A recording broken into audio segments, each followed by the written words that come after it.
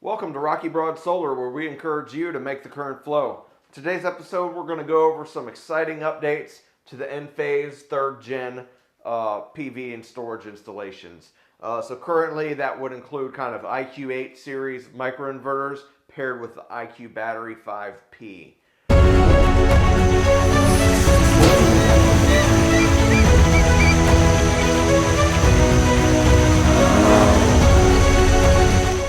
We've got an amazing update today for you on the Enphase IQ battery system. Enphase has just come out with the IQ System Controller 3M and the IQ Meter Collar. Now, as most people know, Tesla had done something similar in the last year with the Tesla backup switch. Other manufacturers have been out before this to provide backup power for generators and things. It's not a new thing, but it's relatively new for the solar industry. It can really reduce installation costs significantly, and also in some cases reduce errors that may happen, installation errors in the field.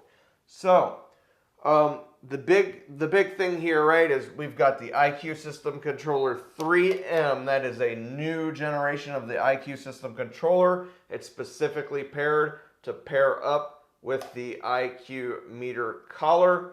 Now, this IQ Meter Collar, this is especially helpful for situations where you have combination meter load centers, where your meter and your main panel are all integrated into one.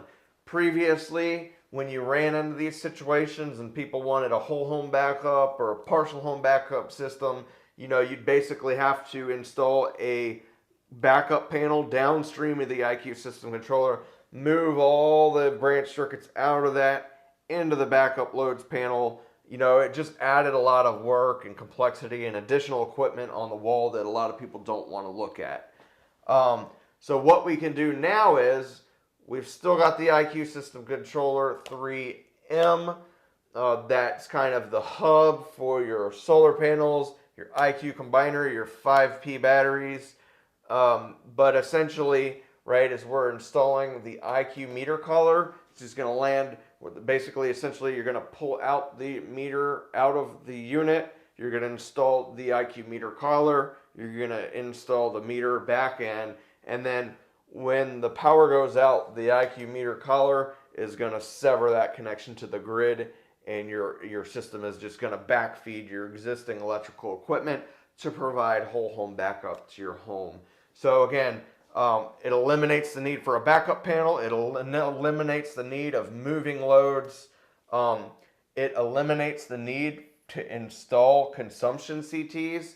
It eliminates the need to install consumption CTs, which many people in the industry know are a major failure point for installers to get correctly. So this meter collar is now going to measure that consumption in your home, eliminating the need in the Enphase system for 2 additional manually installed CTs, which is a failure point in the system. So all in all, this is simplifying the installation. It's reducing installation costs. It's reducing equipment on the wall. It's reducing chances of installation error. At the time of this video, this has just came out. I'm not sure how many utilities have certified the use of this meter collar. I know Tesla's kind of still battling it out with utilities across the country, trying to get more and more people to have it on their approved list of equipment. I'm not sure where Enphase is at the time of this video with that. But, hey, I just wanted to get this video out as quick as possible to inform all of my viewers about this new update. So before we go over the new updates to the Enphase system, let's kind of go over some strong points and some weak points of the system in the past. So first, what's good about the Enphase system here?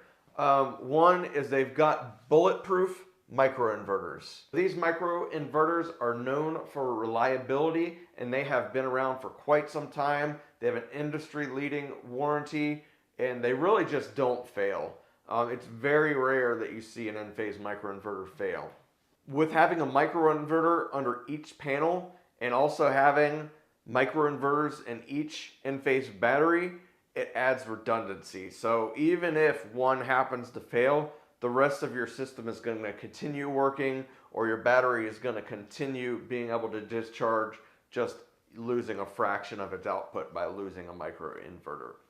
One good thing about microinverters is the design flexibility. You can kind of just throw panels on any roof plane you want, slap a microinverter under it, string it all together with models on different roof planes and different azimuths, and just throw it into one single string, and each panel is just going to produce its own output current, and it's just going to add up. And as long as you have less than 16 amps per Enphase string, you're good to go. So you really don't have to worry about those string inverter rules that you have to deal with on other systems. If you're interested in getting a pressure-free, zero-cost quote to put an Enphase storage system or any other major leading solar and storage system on your home, go down in the description below, click on that Rocky Broad solar intake form. Just take a couple minutes to fill out a few questions about your specific scenario, and I'll get back to you within a few days with a zero-cost, pressure-free quote. Let's get back into it. Also, Enphase batteries are made with lithium iron phosphate chemistry, which is the best battery chemistry in the industry at the time of this video.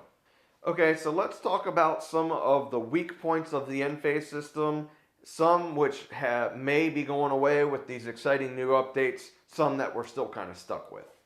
So, the previous rule of thumb is you cannot mix microinverters on one single system, right? So if you had, whether it's grid tied or battery backup. So let's say you just had a grid tied only system that just produces power, feeds back to the grid, or serves your home if you happen to be using power when they're making power. If you had previously bought maybe some IQ 6 or 7 series and you want to go and add some IQ8 series, well, you couldn't do that without adding another IQ combiner. This is known as the Enphase split system. So anybody that's watched my previous videos, you know that I'm not a big fan of the Enphase split system for several different reasons. But basically, microinverters communicate to the IQ combiner to a little component that was previously known as the Enphase Envoy. It got renamed to the IQ Gateway, but it's essentially the same thing. That is kind of the brain of the Enphase system. That's where everything's reporting. That's what's reporting your information to the web. And so on an Enphase split system, what happens is you've got your different microinverters communicating through power line communications. That is sending a high frequency signal from the microinverters down through the current carrying conductors to your IQ Gateway or IQ Envoy to transmit information. So what happens is when you have multiple envoys or IQ gateways on site with two separate systems, aka the Enphase split system, you can have the microinverters start trying to report to the wrong envoys, and it causes crosstalk, or basically breakdown in power line communications. It just causes the system to malfunction because the microinverters are reporting to the wrong equipment. Now, Enphase's solution to that has been installing what's called a power line filter between the two systems, which sort of does its best to block out those power line communications. Unfortunately, it's not a perfect solution. If your conduits are too close together or things of that nature, it can basically render the Enphase line filter useless. And so in my opinion, installing a split system, you're just kind of asking for troubles. Now we've got an Enphase split system with storage. Again, Enphase has storage for arbitrage only that does not provide backup when you have a power outage, or you can buy an Enphase storage system with backup that will provide power to your home when the power goes out. So those are two very different systems. But let's just talk about an Enphase storage system. So standard Enphase storage system. This is a partial home backup configuration, but it can go whole home backup depending on your specific scenario, how much PV and battery you have. In this case, this is showing a partial home backup. You've got your meter, you've got your main service panel that is not being backed up. You've got that feeding your IQ system controller. The current generation is the IQ system controller 3, or what I don't have pictured here is the IQ system controller 3G. So what the IQ System Controller 3G does is it replaces this DER port with a generator port. And then you can integrate a very specific list of whole home generators into your Enphase system using that generator port. Now, unfortunately, that replaces the DER port, which can be very important for some of these new updates to the system. So for the purpose of an Enphase split system, for now, let's ignore this red IQ system here in the middle and only be looking at this system and the red on the right, right? So you have a bunch of Enphase, say IQ8 series microinverters feeding an IQ combiner. That feeds your PV port in the IQ system controller. Now technically that is going to feed some little lugs down here, which are then going to feed the PV port. I'm simplifying this to make it look easier. But for the sake of this video, just know that solar panels and microinverters feed the IQ combiner. That output feeds the PV port in the IQ system controller. Next, you've got your IQ batteries. In this case, we're doing 5Ps, the current generation. That's going to feed your battery port there in the IQ system controller. Next, you've got your NFT breaker up here in the upper right.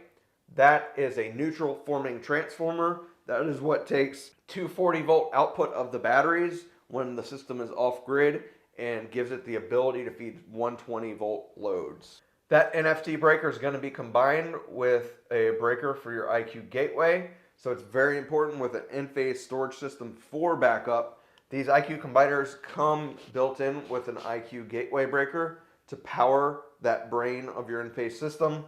That has to be removed out of the IQ combiner and terminated here on the breaker combined with the NFT. That's going to be a quadplex breaker. So it's kind of two double pole breakers, one for the NFT, one for the IQ gateway. So with the Enphase system, we're kind of limited to 64 amps continuous per port. So that's both for the PV and for the battery. Now this is not talking about Enphase PCS, which we're going to get into a little bit in this video, but more in a later video. So for the sake of this video, let's just say we are limited to 64 amps of PV to land in this PV input. We're also limited to 64 amps of batteries to land in the battery input.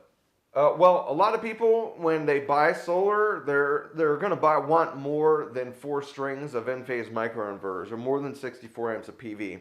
Now that 64 amps would serve your average American home just fine, but if you got a gigantic fancy home and you need a lot of solar, a lot of times you're going to need more than that 64 amps. And Enphase's previous solution to this was the Enphase split system.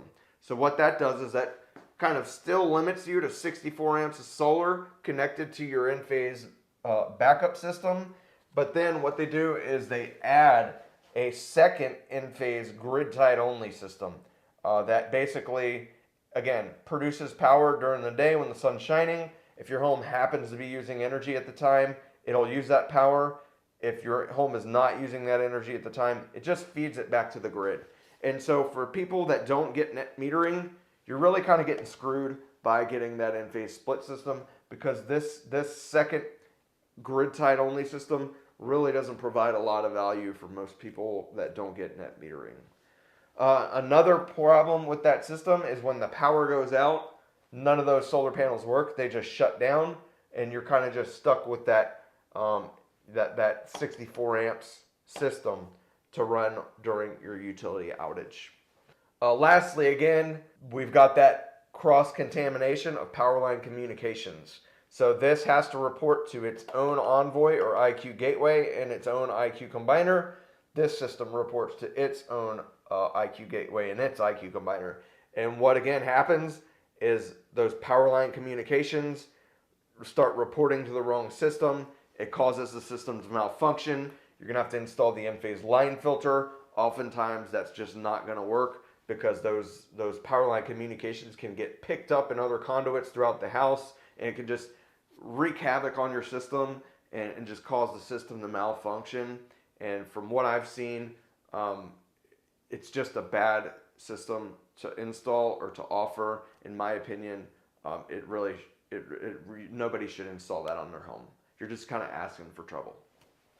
So again, another previous issue with the Enphase system is you were limited to 64 amps continuous per battery port. Now, when you're using the IQ System Controller 3, you don't need generator integration, you were able to add, so that would be up to 4 5P batteries for the battery port, and then you could go up to 4 batteries for the DER port. With Enphase PCS, you can now add more batteries on each port. Now that's been around for a while. It's not really anything new, but basically you're still stuck with that 64 amps continuous. So once you have 4 5P batteries, you kind of get about 16 amps per battery continuous.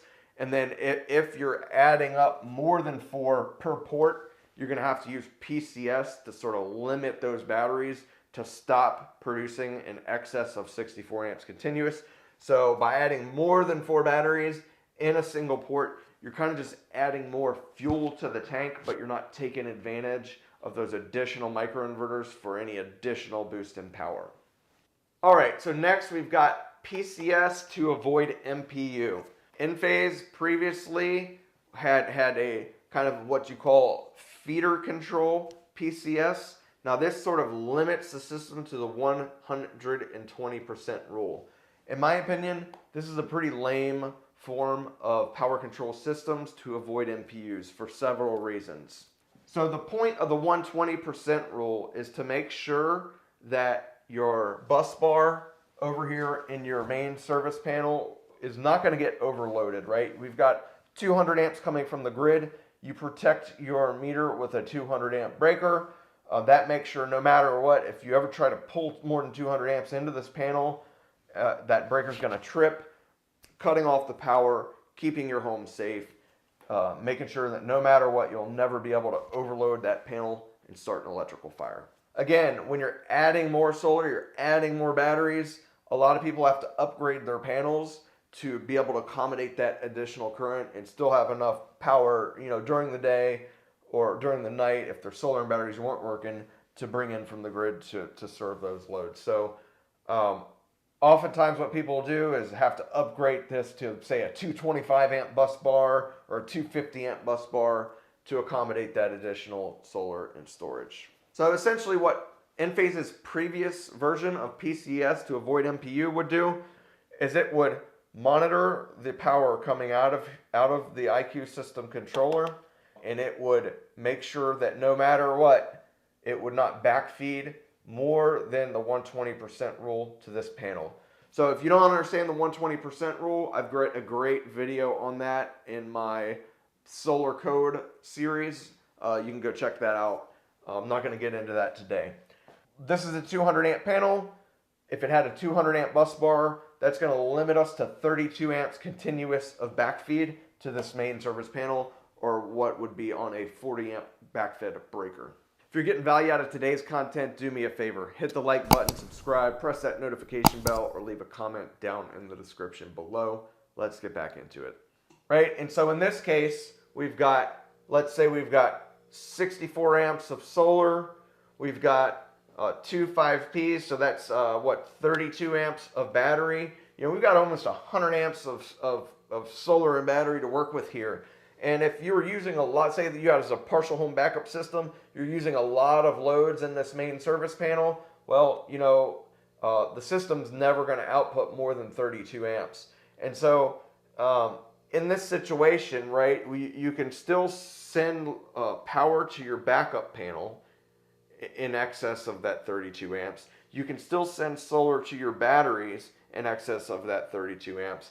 But basically, let's say the sun comes up, you're making a bunch of power, you charge up all your batteries, it's 11 o'clock in the morning, and then you're not really using a ton of power in this backup loads panel. In most cases, people aren't using a ton of power in their backup loads panel. It's usually some lights, outlets, a refrigerator, a freezer, kind of your low use loads, right? Because these are the loads that are the most critical in an outage and also don't exceed the capabilities of the battery. So what'll happen is if you fully charge that battery bank up, in the morning when the sun comes up and you're not using a ton of power, in your backup panel, and your system is set to curtail that output to 32 amps continuous. Well, if your solar panels are producing more than 32 amps continuous, they're just going to curtail themselves, shut a bunch of solar panels off or microinverters off, sort of basically preventing your system from producing full output. And so if you are getting credits for that solar, or you could be using that power over here in your main service panel, it's going to prevent that system, kind of creating a choke point here of the output and curtailing your system, preventing it from performing at full capacity. Another issue is the consumption CTs. I'm going to go further into the consumption CTs in another video, but for those that don't know, consumption CTs are the tentacles of your system. They are what is telling the system what is going on with the power in your home. If you screw up the CTs, if you don't put them in the right location, if you install them on the wrong phases, if you install them with the wrong polarity, it's going to wreak havoc on your system. The whole thing is going to malfunction. It's not going to know what is going on in your home. It's just the CTs are so critical to the success of your system. Now, with this previous feeder control PCS, Enphase would require you to locate the consumption CTs between the storage system and the main service panel in a partial home backup scenario. What happens is you're now not measuring any of the loads over here in your main service panel. So for one, the homeowner doesn't actually get a realistic view of the consumption in their home. When they look at their Enphase app, they're looking at their home's consumption. It's going to read a lot lower than reality, right? Because we're not measuring any of the consumption over here. Usually in a partial home backup scenario, the loads over here in the main service panel are going to be things like HVAC system, air conditioners, water heaters, ovens, dryers, large high demand loads that your batteries really can't back up in an outage scenario. Well, those loads also account for generally like 80% of your utility bill. So if the Enphase system's not monitoring it, your batteries are never going to discharge to meet that load. Your system doesn't even know that load exists. So again, if the system happens to be putting out power while you're using those loads, great, you're going to use it from solar. Otherwise, it's going to pull in from the grid to meet those loads. Okay, and so now for some of the updates. So what has just happened is Enphase has come out with their bus bar overload PCS. Now this is what I call not a choke point PCS, but instead a dynamic PCS. So now what we can do in a partial home backup scenario, we can put our CTs upstream of all loads where they always belong, measuring all the home's consumption. The system is going to monitor the power coming in from the grid. It's going to monitor the loads. It's never going to curtail the system really under any circumstance, right? If your home's using 180 amps, it's going to discharge the batteries. It's going to feed the PV to meet those loads. If your solar and storage can't meet those loads, it's going to pull it in from the grid. And essentially, that dynamic PCS, or what Enphase is calling bus bar overload PCS, is just going to monitor all three sources, your grid, your solar, and your PV, and it's going to make sure that at no point does that combination exceed your bus bar rating. And so really, as long as you don't have loads pulling more than is in your panel, and if you did, you would have known that already, right? Because your main breaker would be tripping because your home is actually trying to use more power than it can. But with this dynamic PCS, it essentially just measures all three and makes sure you never overload the bus bar. It's never going to curtail the system, and you're going to be able to monitor all loads. So no matter what, if you set your system up to maximize self-consumption or offset time of use, anytime you use power in your home, your system is going to discharge to meet that load and prevent you from using that costly, dirty utility power. Okay, so let's finally get into some of the amazing new updates to the Enphase system that's sort of corrected some of the issues I've been talking about. First, we can now mix and match microinverters, the IQ7s and IQ8 series together with a simple software update to the existing Envoy or IQ Gateway, whatever you want to call it. But that is for a non-backup battery system only, right? So this system that we've been talking about, this is backup. When the power goes out, the IQ system controller severs that connection to the grid, and it allows you to power your critical loads, or in some cases, if it's whole home backup, your whole home. With this system, you can still not mix and match microinverters. So if you had an existing IQ 7 series grid-tied only system and you wanted to go ahead and add some Enphase batteries and add some more microinverters and solar panels, you really couldn't do that with IQ8s, right? You can only have one single generation of microinverters on the Enphase storage system. Again, that's where Enphase would send you to doing that split system where you leave the existing system grid tied, you do a new system that's storage, you install the line filters, and you have never-ending issues with crosstalk of the power line communications. Again, you're still kind of stuck not being able to do that with backup storage systems. You're either going to have to find some IQ 7 series and do an IQ 7 only backup system, or you're going to have to upgrade everything to IQ 8 series. Or again, I would say please don't ever install an Enphase split system on your home.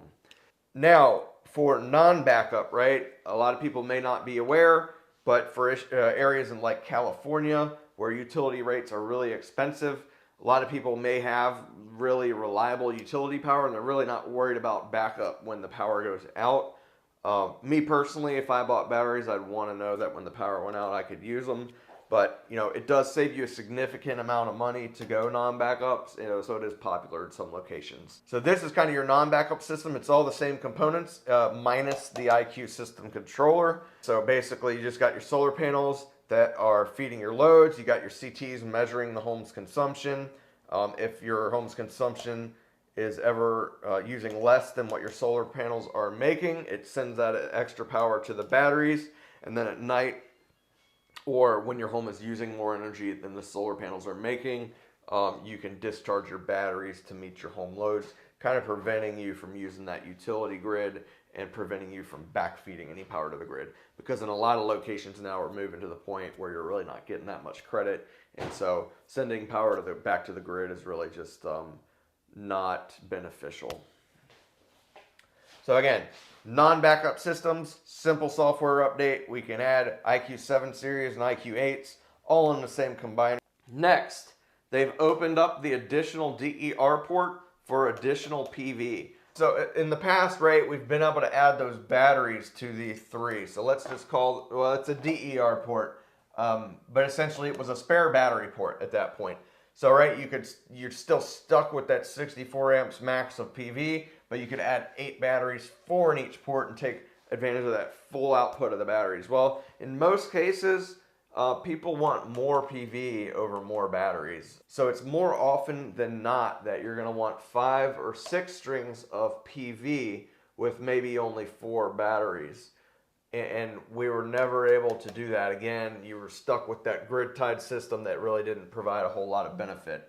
Well, now we can add an additional 64 amps of PV, land it in that DER port. Even if you wanted more than 4 batteries, you could use that battery over subscription and get up to 8. And that's kind of a better system in my opinion. And also, we don't need to use a line filter, right? So most people are going to do multiple IQ combiners, but what they're going to do is they're going to disable the Envoy or the built-in IQ gateway in this combiner. You just simply unplug the wires going into that battery before you commission the system. And then you're going to have all microinverters reporting back to this IQ combiner, except these are going to flow through that DER port. So kind of making sure that, you know, we're not using over 64 amps continuous per port. And that eliminates the need for that Enphase line filter and the never-ending crosstalk issues that may follow. All right, and I don't want to be a negative Nancy or anything, but I do want to go over 2 more things that I'm not really a huge fan of with the Enphase system. One is their IQ load controller. This was originally built with the IQ 7 series system to shed additional PV. And those PV strings are only about 16 amps continuous each. So the thing was kind of built, right? It's just meant to turn PV strings off, right?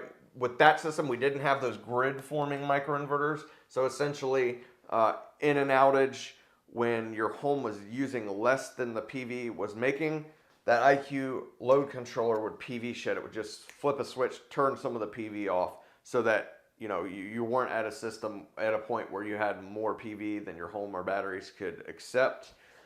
With IQ8 series, that was a big upgrade, right? They essentially, they're grid forming. So as your PV is producing, if at any point your home and batteries during an outage are using less than your PV is making, the microinverters can curtail themselves instantly to just curtail back to exactly what your home can accept. So there was no really more need for that IQ load controller for PV shedding, but it is kind of pushed as a way to shed large loads in your home.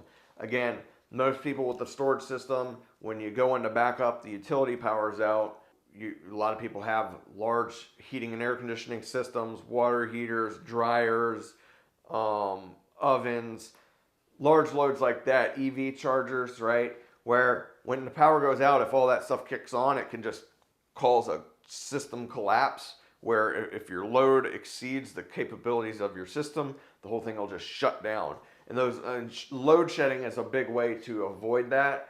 Or also if you're just really not trying to waste your power, right? Maybe you got a bunch of pool equipment running or a hot tub. When the power goes out, you don't want that system running, wasting your batteries in an outage. You want to turn it off. Load shedding is a great way to do that. Unfortunately, the IQ load controller is just undersized. It's really, it can only go up to 32 amps resistive, 25 amps inductive. And honestly, any battery system that you buy these days should be able to meet loads like that. I mean, if not, why are you buying a battery? So in my opinion, right, you want to shed these large loads, a large heating and air conditioning system with heat strips or a hot tub or a pool sub panel, maybe your water heater. This could actually maybe do a water heater depending on the system or depending on the equipment. An oven, things like that. Enphase does have instructions on how to build your own load controllers with third-party contactors that are actually capable of shedding those large loads, but most installers don't want to do that. And honestly, most installers, it's just a little too much for them to successfully install, right? Most solar installation companies, people that are out there installing every day, they've probably only been in the industry 1 to 5 years, and trying to build these complex systems are just kind of asking for trouble. So most people just want something you can buy off the shelf, screw to the wall, land your loads in there, and call it a day. And this IQ load controller just is not that. Next was sunlight backup. Enphase was really pushing that with the IQ8 series when they first came out, that hey, you don't need to buy batteries for backup power. Right? You do have to buy that IQ system controller. You could install your solar and PV and your micros, use the IQ system controller, which is pretty expensive, and the electrical work to integrate that into your home is pretty expensive. And they'd say, you don't have to buy batteries. When the sun was shining and your home was using power, you would have backup power. But again, you'd have to install those IQ load controllers to manage the load in your home. And if a cloud passed over and your home was using more and your system went down, it was just really complex, and it was really just not a great system, right? If you want backup power, just bite the bullet and buy some batteries. In my opinion, the minimum battery anybody should buy these days is 10 kilowatts. And if you want backup power, just go ahead and buy yourself at least a 10 kilowatt hour battery for some partial home backup. If you want whole home, minimum is going to probably be a 20 kilowatt hour battery, depending on the manufacturer in your specific home. All right, and I'm afraid this video is coming off a little bit negative towards Enphase. To be clear, Enphase is a great manufacturer. This system is extremely reliable. The microinverters are bulletproof. The batteries are lithium iron phosphate, the best chemistry on the market. This system comes with an industry-leading warranty. Right, if the installer can install it correctly and avoid some of these outliers, the system is just a great option. It's reliable. It's really user-friendly for the homeowners. I love Enphase. It really is a good system. It's just you have to avoid some of these nuances, right? It's not the right system for everyone. Well, everyone, thanks so much for watching. I really appreciate each and every one of you. Till next time, take care.